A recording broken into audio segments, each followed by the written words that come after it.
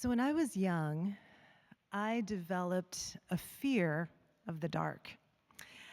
And I placed the blame squarely at the feet of my two older sisters, Grace and Eunice. Now today they are two of just the nicest, kindest, sweetest people I know.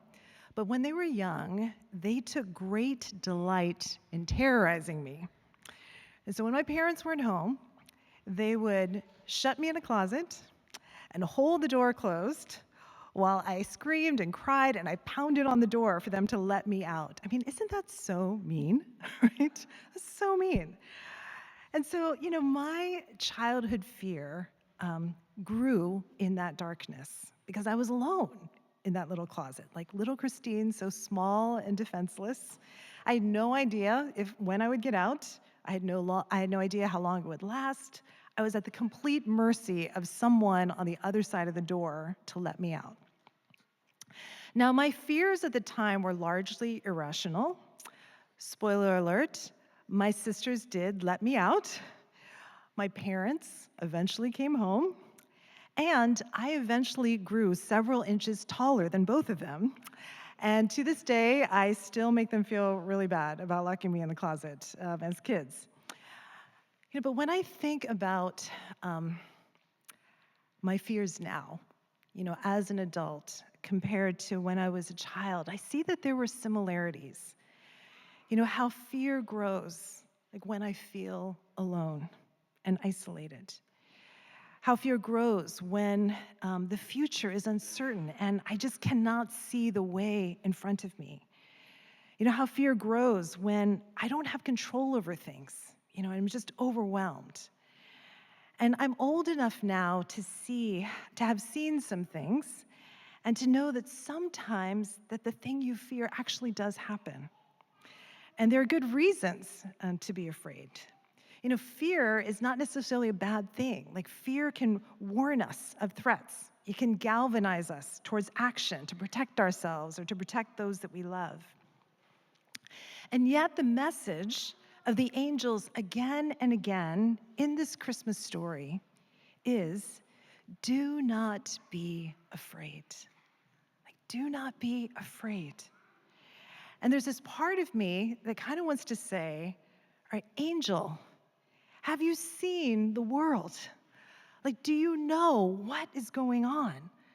There's so much to be afraid of. There's fears about our health, whether that's physical health or mental health. There's fears about money and scarcity and will there be enough? There's fears about being alone and like what my future might hold. Fears for our children and like, will they be okay? Fears for our world, will we collectively be okay? Fear about who is in power and what we can or we can't control right now. So there's a verse in the Gospel of John, and it's often read in this season, and it says, "The light shines in the darkness, and the darkness has not overcome it." The light shines in the darkness, and the darkness has not overcome it. And what I appreciate about that verse is that it doesn't pretend like darkness is not a real thing. Rather, it looks unflinchingly into the dark, and it insists that there is no darkness that is so great that light cannot penetrate it. And so, before I say anything else, I just want to give us an opportunity on this Christmas Eve night, as we sit with that truth that the light shines in the darkness and the darkness has not overcome it, to open up ourselves to that message of the angel when he says, don't be afraid. Not to try to avoid or hide or distract ourselves, but to bring those fears that live under the surface out of the darkness and into the light. So just for a moment, just like no judging, no fixing, I want to invite you to just to yourself, to silently name one fear that you've been holding in this season. Just one fear that you're holding in this season. You don't have to say it out loud. You don't have to share it with anybody, but just hold that truth. Tell the truth in your own heart. God can hold what is real. So I'm just going to give us just a few seconds of stillness to just name what are you feeling fearful about in this season?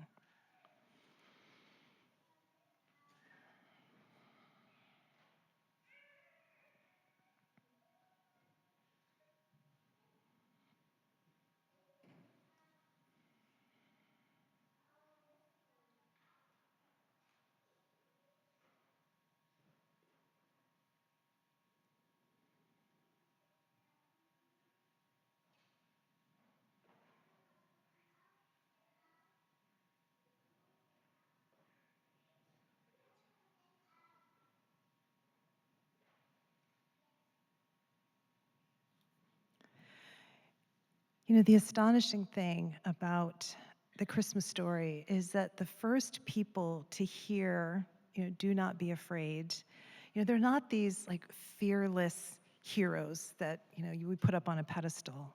Like they were just ordinary people like us, in that first century. Ordinary people like us who had fears like us and hopes like us, living very real lives like us. And the darkness of their fears were personal. So think of Zechariah and Elizabeth, in their elderly years, carrying this barrenness and this shame, facing the uncertainty of a future without a family line because they had no child. And that meant everything in the ancient world. Think of Mary, this young woman about to be wed. And then suddenly she's thrust into this story that's so much bigger and scarier than she ever imagined for herself. Think of Joseph. He had to decide what to do when his world came crashing down around him, discovering that his betrothed was pregnant and the baby wasn't his. The fears and that darkness, it was also political, not just personal. So Luke begins this story by naming Caesar Augustus, the Roman emperor. So remember that this holy night happened inside of an empire. So the policies that were made far away could reach right into the ordinary homes of people. People were just moved around like cattle. They didn't matter. Taxes were demanded. Like the poor, they carried the heaviest burdens. These shepherds out in the fields, these were just working people trying to make it who had little protection, little voice, and little power. So it's a world that's like not that different from our own today. So these are the ones of whom Isaiah says, the people who walked in darkness have seen a great light. And it's into that darkness that the angel says, do not be afraid, for see, I am bringing you good news of great joy for all the people. To you is born this day in the city of David a Savior who is the Messiah, the Lord. And that's what the heart of this story is all about.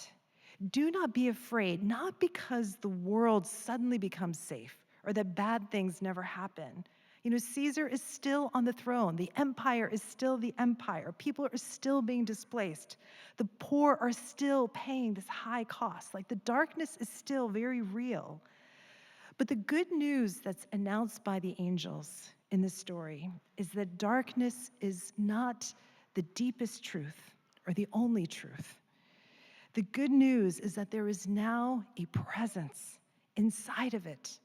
There's a power at work, a love at work, a healing at work, a liberation at work that changes everything. Something has changed and turned a corner in the universe. And God is saying, you are not alone in this darkness. Darkness is not just evil. Sometimes darkness is hiddenness, where God does this quiet work of bringing forth life that's under the surface. So imagine in this story, in the midst of this powerful empire and under this powerful Roman emperor, there is a child growing in the hidden dark of its mother's womb. There's a seed that's germinating under the ground. And God enters our world as it is, like in all of the brokenness and all of the violence, the sorrow and the suffering and the pain, that God enters that world with a face and with a name, Jesus. And the angel says that there's going to be a sign. It's not going to be a throne, it's not going to be a sword or an army, but it's going to be a small and vulnerable baby. He says, you will find him wrapped in bands of cloth and lying in a manger. That's like a feeding trough where animals eat. What this says to us is that God isn't just near to us like in theory. Like God is in the middle of like the messiness and the grittiness and the ordinariness of our daily lives. Now, I've never given birth, but I've been close enough to it to see that it's this like holy mix of like life that is both like fragile and fierce at the same time. That there's wonder and fear at the same time. And what I've noticed about new parents, and those of you who are parents in the room can maybe identify, is that as a parent, you can be afraid and hopeful at the same time. You know, you're holding this like vulnerable little life that is completely dependent on you for its survival. There's a million things that could go wrong. And yet, you hope for so much. You hope for who they are. You hope for who one day they will become. You hope for their flourishing. And because you love that child so much, you feel like your heart is going to explode, and you would do anything for them. Like love lives in that creative tension between fear and hope. You know, hope, it's not optimism that like all will always be well. You know, hope is trusting that God is still at work in the darkness, in the hiddenness, in the uncertainty.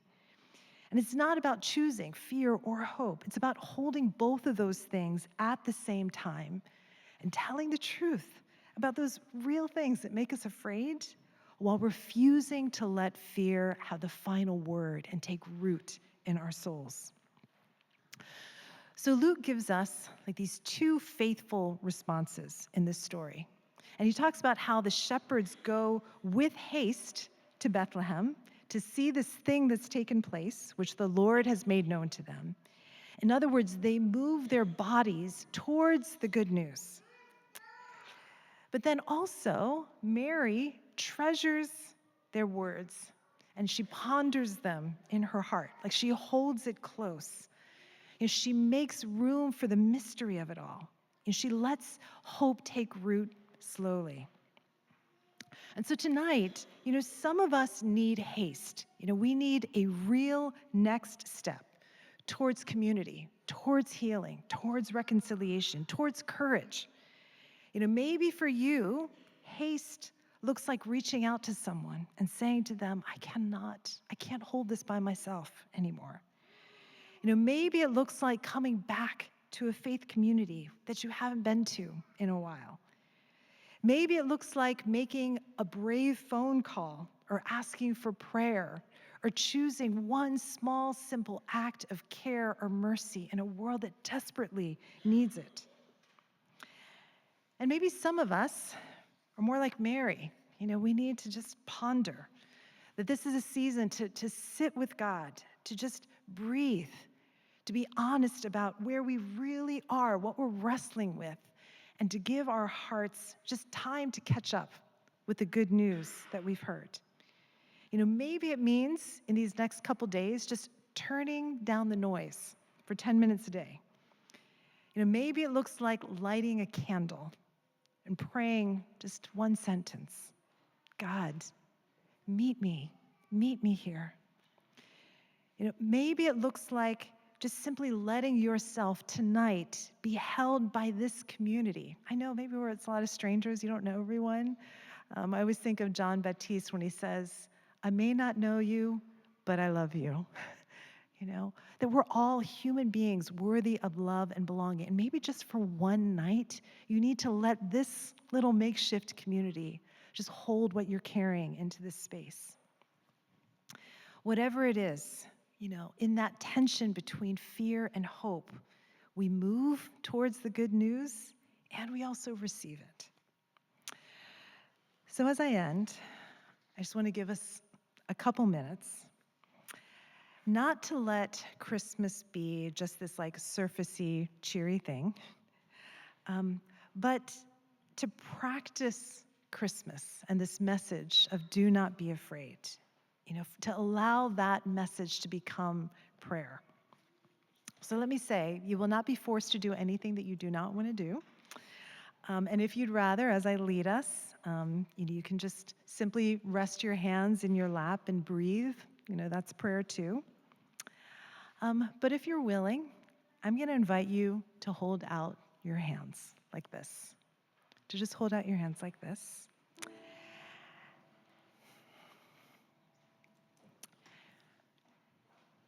And if you want, you can close your eyes. You can keep a soft gaze. You can put both feet on the floor and just breathe.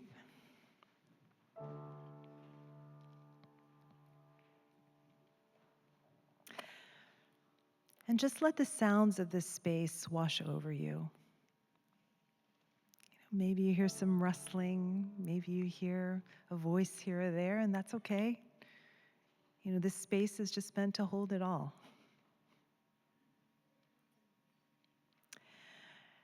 And in one hand, just imagine placing that fear that you named to yourself tonight. Just imagine it in your hand, just whatever it is. Maybe it's a fear you have for yourself in your own life. Maybe it's a fear you have about someone that you love. Maybe it's a fear for our world, for our country, for our city. And just hold it before God. Offer it to God.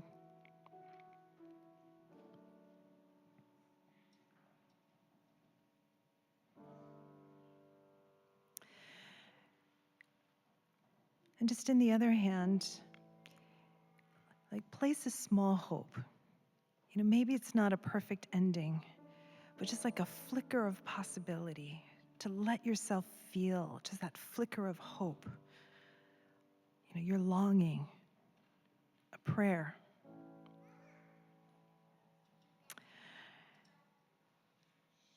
And I'm going to do something a little daring. I'm going to give us 2 full minutes of stillness.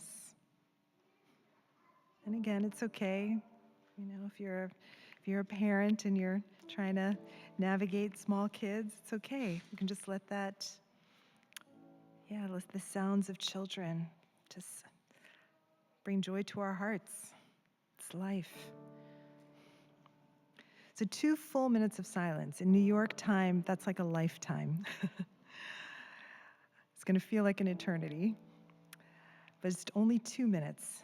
And if silence is hard for you, that's okay. It can just be 2 minutes where you don't have to strive, you don't have to do anything, you don't have to produce anything, but you can just receive this stillness, this pause as a gift. And just breathe. Imagine God drawing near to you. Just like, a parent with their child, drawing near to them, drawing them close to themselves. It's Jesus, Emmanuel, God with us. And as that beloved hymn says, the hopes and fears of all the years are met in thee tonight. Met, not avoided, not denied, but met. And here's a prayer that you can pray in these 2 minutes. You can say, God, here is my fear. God, here is my hope. God, meet me here. Meet me here tonight. And I'm just going to give us 2 minutes.